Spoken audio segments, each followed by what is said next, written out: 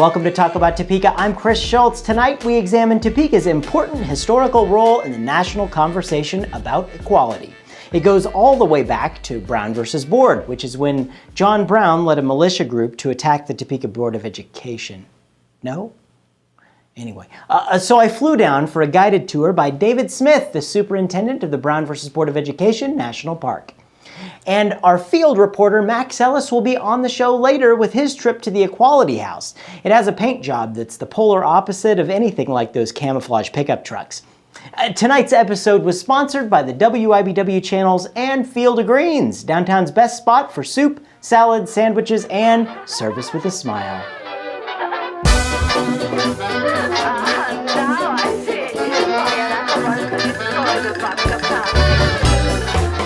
Welcome to Talk About Topeka. I'm Chris Schultz. On this episode, we're taking you on a journey through history. It's a big piece of our history here in Topeka. It's the Brown versus Board of Education historic site. Let's go check it out.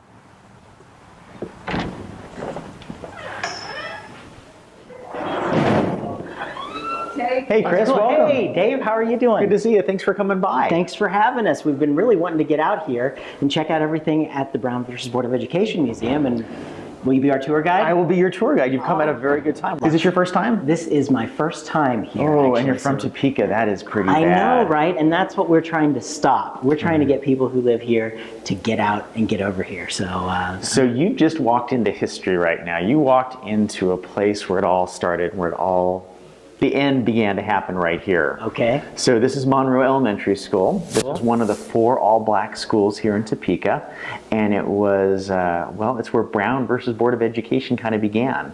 You know, Linda Brown was a student here back in the early 1950s, and her father was approached by the NAACP with one idea, to end segregation in education. Now, when you walk into the museum and you see a sign that says white and a sign that says colored, that was not the case. We use that just to kind of hit people over the head because, you and I were born into a world that did not have that kind of institutionalized segregation. Yeah. But for folks that were here back in the 1950s, they knew that when they went to a restaurant downtown, if they were black, they went to the alley to get their food. They didn't go through the front door. If they went to the movie theater, they went to the balcony and they were kept away. And if you were a student, you knew that when you were in elementary school, you went to a place like Monroe Elementary if you were black. It's just hard to believe that some people still alive today lived through all of this. And, the world's really become much better because there's no doubt about that. Progressive. When folks come here, we like to give them an introduction to a little bit of the civil rights movement. So this is our auditorium, and we have a number of films that go constantly in there. What happened with segregation, and where African Americans have been historically in the United States. I love how history just surrounds you in there. Yeah. It's very technological. And when this park was created, Senator Dole was the sponsor for the legislation, and he was very excited about this story. And he, at the time, was pretty big guy in the Senate. So we were able to get a lot of this really high-tech stuff that would have been very difficult to get at a lot of other parks. It's our history, folks. So get out here and see this. Let's go on to the next place. It sounds good. We've got this great exhibit right now that was created by a woman over at Washburn.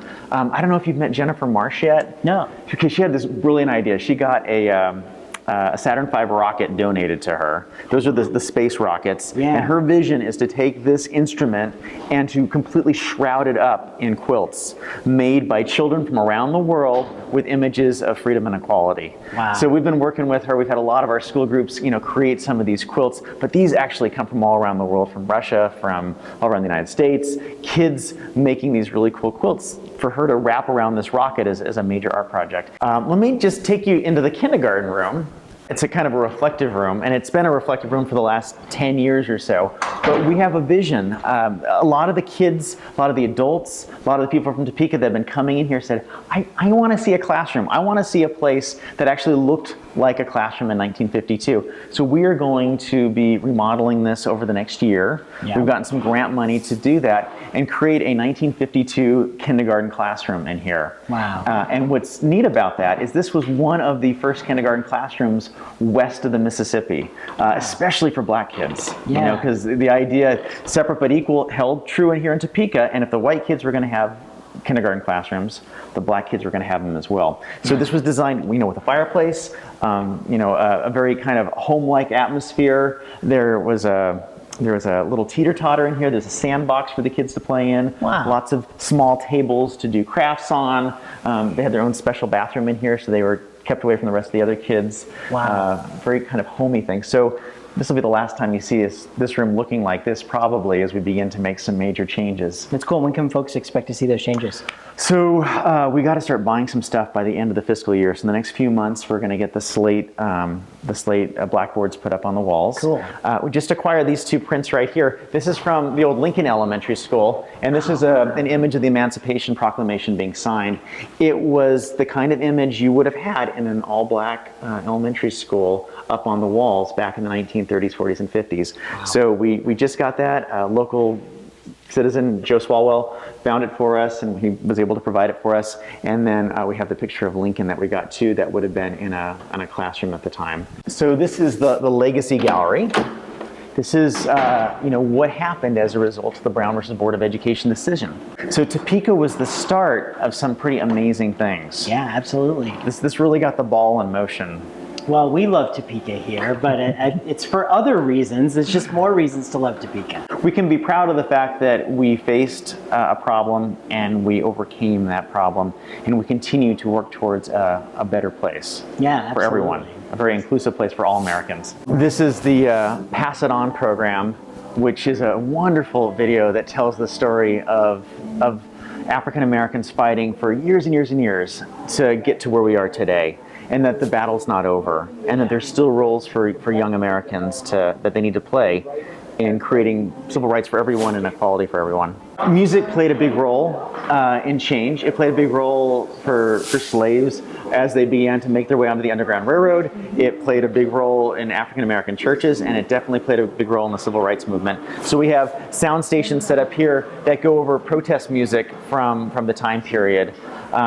We're getting this redone right now. We're going to have kind of sound cones that come down from the ceiling. Cool. So that we can actually do it with larger groups of people, and then our educational rangers actually can do it with kids out here, and they can sit down and we can do music programs in here. Very cool. So our legacy today, so what's happening today? You've got, disabled Americans, fighting for the Americans with Disability Act. You've got, Native Americans, fighting for all their issues and rights too. Today I was just reading in our park newspaper about one of the tribal parks that's being created up in North Dakota. So Indian land that has been stolen or taken away, the Park Service recognizes that, and so land is going back. And this park will be operated jointly between both the Indian Nation that's there and the National Park Service. Excellent. So Excellent. change continues to go on. I think in Kansas's case, the reason why we have this weird split personality has a lot to do with how the state was created. Mm-hmm. It was the free state, but you had a lot of folks here that wanted it to be a slave state. You had Bleeding Kansas, and a lot of that legacy, just carries on. I'm new to Kansas. I'm new to Topeka. I've only been here for 2 years, but I hear it again and again from folks. A lot of animosity across the border with Missouri. Maybe it's mostly football and basketball, but still, there's well, there is that. there's a lot of this, free state, slave state thing that you still pick up on. Yeah, it's just people not understanding each other. Is that not wanting to understand each other? Well, the overriding I think here. Your culture and your background has a lot to do with who you are as a person. I've met people who I care deeply about, but they were brought up in an atmosphere where their parents brought them up where racism was all right. Yeah. It was all right to be anti-Semitic. It was all right to be homophobic. Yeah. And they didn't know any better. Yeah. So those things are hard to break. Yeah, they are. So this exhibit here is intended to really put someone in the place of being a student back in the 1950s and some of the things they would have experienced. There are images from the University of Alabama, from Little Rock, footage from the busing boycotts that took place in the 60s and 70s that a lot of kids today would never see. There's language in here that they would never want to hear or never actually want to hear, but we feel it's a really important way for them to become part of what actually happened. To see exactly what it's like. Hopefully none of this stuff will be tolerated in today's world. I hope not. But we're still not, we still have battles, you know? Yeah. So I'm really proud of our exhibits. I think our staff has done a great job putting them together.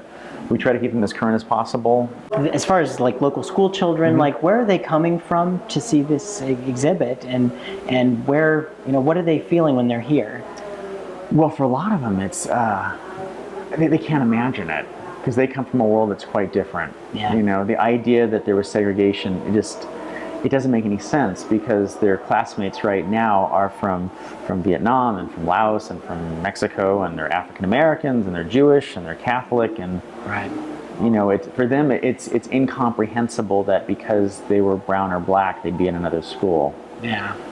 But you know, they do see, well, like with bullying, they see at school that some kids are treated differently because they have disabilities, Yeah. or because they act differently, Yeah. or because they have an accent, Yeah. or for whatever reason they're from a single parent household, or maybe their parents are gay, and so they treat the kids differently. Right. And then they were able to make the connections. Oh gosh, you know, should I be treating those kids differently too, just like they were doing it here with the black kids? Yeah. So It's quite a lot to say that, you know, the grown-ups have a lot to learn from their children now.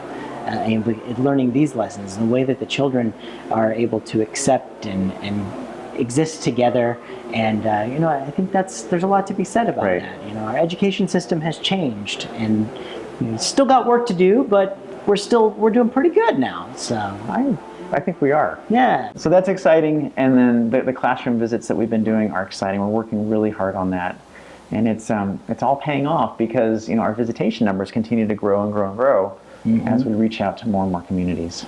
You have people in Kansas that really believe in things, and I think because of that, it might be the kind of place where civil rights issues get addressed. So It's kind of a melting pot. you know, we had some visitors at the park today. You know, they came out here specifically. They got off the highway specifically so they could go to the Equality House that's Yeah. just across from the Phelps Church. Yeah, You know, yeah. because they thought this is something they wanted to see, and they feel strongly about it. You know, I have groups come to this park because they're like, wow, this is where it all started. You know, because they have strong convictions. Yeah. Convictions of the heart, and they want to see where segregation began to erode and fall apart. You know, it does seem to be something that Topeka should be able to be excited about, and to kind of pat themselves on the back for, whether you agree with Kansans this are stuff very, or not. very humble. I will They say. are very much so, very much so. But you know what? We're doing some great things in Topeka and Right. Kansas. So remember all the lessons that we've been going through here, and get out here and see the site. Dave, thank you so much for No taking problem. me around. I really do appreciate that. Just a reminder, this and all national parks in Kansas are free, and we're open most days of the year. We're delighted to have you here. So thank you so much for spending time with us. Absolutely, it's the best free entertainment I think is around. So thank you so much, Dave. Really appreciate that. No sweat.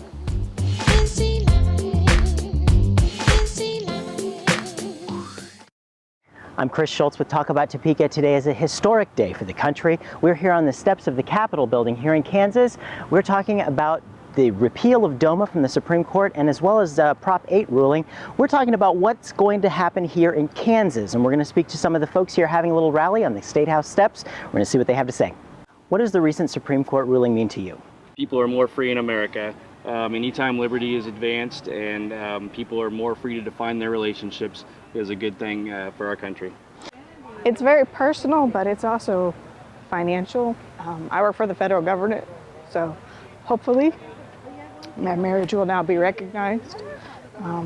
It never has been, so hopefully, you know, if something happens, we can be there for one another, and whereas we can't now. Actually, they mean a lot to me, especially with DOMA, considering my sister is married and now she can share her benefits from the military with my sister-in-law. Yeah, well, I'm a Unitarian Universalist, and Unitarian Universalists believe, as I do, that every person has inherent worth and dignity. So I believe that all people should be treated equally. And so I see the recent Supreme Court rulings as just kind of a step in the right direction. It's not where it needs to be. We know we still have a long way to go, but having people be able to qualify for federal rights and benefits is hugely helpful. It's not only the federal government acknowledging that those relationships should be recognized, but it also makes a practical difference in the lives of a lot of Americans who need that desperately. So I think it's a great step for us. And how long do you think it will be before marriage equality finds its way to Kansas? I hope not very long. I truly believe that that people should have the freedom to define their own relationships. A long time, unfortunately. It's going to be a while. I'm not saying it's not possible, but it might take a while. I'm hoping it'll be legal in all 50 states within the next 2 years, considering all the big steps everyone's taking. 8.5 years before marriage equality comes to Kansas. No, I don't know. I hope marriage equality comes to Kansas tomorrow. I know there's a lot of work though, and there's a lot that has to be done. So I think the more people we get involved, the more people who support organizations doing advocacy work here in the state, the sooner that day will come, and we're all so excited. So the more the merrier when it comes to getting that to happen. Do you think more people will choose to stay and fight for marriage equality, or will they flee to other states who've already allowed it? I think that I hope people choose to stay and fight. This is the free state, and we should make ground here. Hopefully they'll stay and fight. But the temptation is there. I know if I had the opportunity, I would probably go somewhere where it's recognized. I would hope that everyone would stay here and wait, but I do know some people that went to other states. I believe that there will be some people who strongly believe in change and that it is possible, and they'll stay and fight. I think you'll see both. I don't think anyone's going to necessarily leave Kansas because of it. Some people might go to another state to get married, but I think this does give hope really across the board. And I think that it also shows that when you stand your ground and you actually fight your way through it, you can get real social justice. Well, I think that they'll probably stay and fight, or at least large numbers of them, because this is our home. You know, this is these people have come into our homes and said that our children are not part of our family, and that our person that we've been dedicated to for decades is not actually our spouse. You know, and it took place in our homes, and so I think we're going to do that. We're going to come together in droves and work for solid change in Kansas.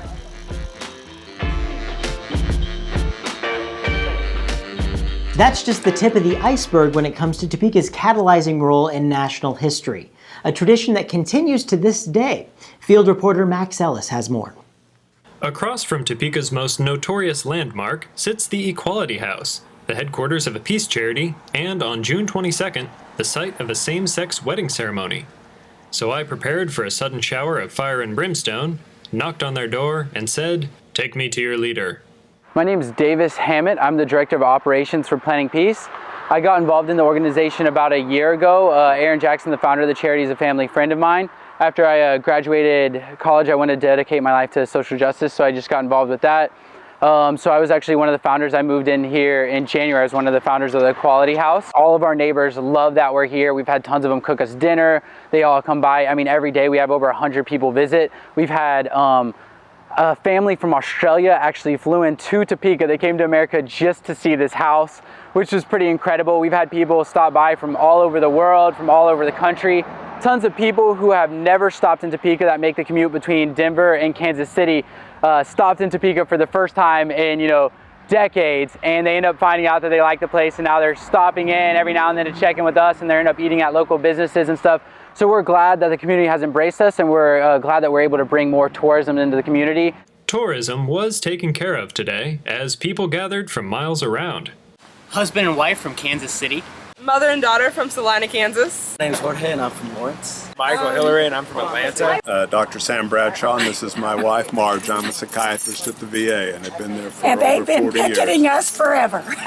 My name is Mia Capuano and I am an intern with Planting Peace here at the Equality House. I'm Lucas. I'm Rena. And we're from Kansas City. We came for the lemonade. And to contribute, which we did. We saw this on the Have a Gay Day Facebook page, and we decided we should come out and support the awesome couple that's getting married today.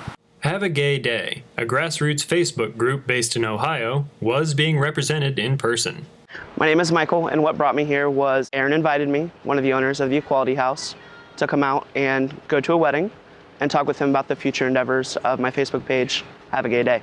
His content is just really cheerful and stuff. It's just someone who I've been in contact. He's working on starting a charity, also fighting for human rights. And so we invited him up here. but I'm here giving away t-shirts and stickers and things. And I just took my picture with Shirley Phelps, which was, I don't know if it was good or bad. I'm still a little mixed on my emotions, but it happened. Topeka is historically a place of social justice. A lot of people don't realize that it's where Brown versus Board of Education happened. Washburn University had the first black graduate in law school. It's really incredible that now it has this image for bigotry, but really historically it's been amazingly progressive, and we're glad to reshine that light on this part of the country. Because equality is important. I don't know how to dumb that down any further. I mean, we're right next to Lawrence, and Lawrence is pretty open-minded, and I think Topeka is getting there too, and we just have a bit of a shadow cast on us. Hopefully it'll be a boost to Topeka rather than something that the nation just looks at us and goes, no, those people. I was actually scared whenever I first found out we were going to come here. I was like, Kansas, that backward state? I got here and I immediately ate my words. I'm from the South, and this place has Southern comfort, but it has a really progressive mindset. I've met probably it's more progressive per capita here in Topeka than I've really found any other place in the country. I've been to San Francisco and New York City is where I was living before I came up here, so it's been shockingly wonderful here. I'm very happy to be in Topeka. Today we are setting up a same-sex wedding right across the street from our lovely neighbors, the Westboro Baptist Church. We have the brides hanging out inside, stressing out a little bit. We have some volunteers in the back setting up the chairs for the reception, and we have our special guest Michael from Have a Gay Day, and he's meeting with his fans. It's not legal because we're in Kansas and gay marriage isn't legal here. The brides are from Little Rock, Arkansas. It's not legal there either.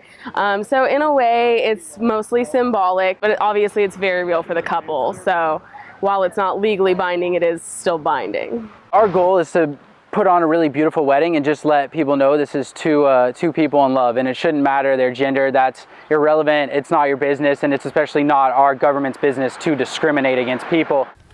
Things were coming together to look like just about every wedding. There were volunteers setting up the ceremony area, the bird-safe basket of bubble bottles, guests getting hammered, and having kids. Aside from family and people out of town, this event drew a large crowd of local spectators. So while neighbors looked on, or just played basketball, two people were wed before the Lord, the color-coordinated Little Free Library, and probably some NSA spy satellite.